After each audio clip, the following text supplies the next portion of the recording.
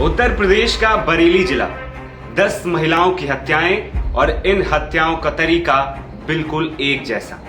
Police को जो भी महिला की लाश मिलती उसके गले में साड़ी का फंदा होता। आसपास कोई सबूत नहीं।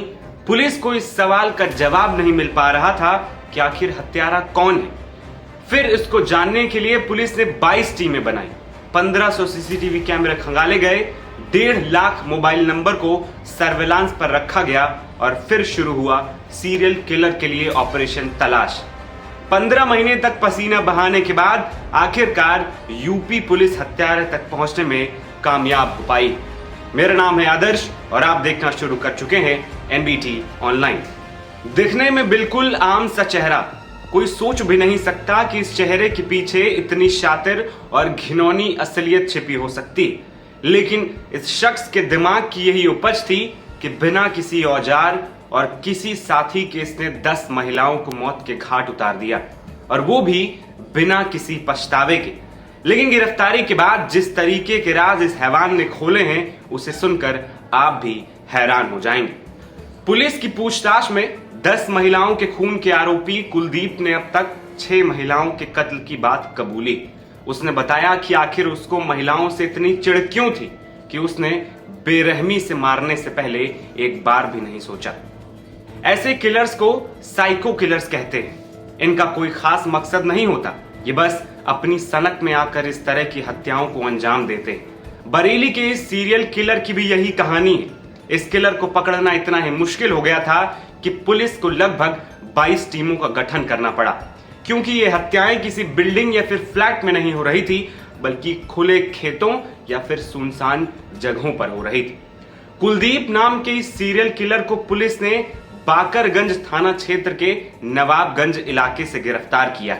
अपनी जांच में पुलिस ने इस रूट पर चलने वाले लगभग हर ई रिक्शा वाले या फिर ऑटो टेम्पो वालों से कुलदीप के बारे में पूछताछ की। पूछताछ में यह बात सामने आई कि सीरियल किलर कुलदीप किसी वाहन का इस्तेमाल नहीं करता था, वो केवल पैदल चलता था। मेन रोड पर कुलदीप कभी जाता ही नहीं था, वो केवल खेतों के रास्ते पर चलता था और इसीलिए उसे लगभग सारे रास्ते अच्छी तरीके से मालूम थे और हत्या करने के बाद वो वहां से आसानी से गायब हो जाता था। सीरियल किलर कुलदीप के मन में महिलाओं के प्रति काफी कुंठा थी।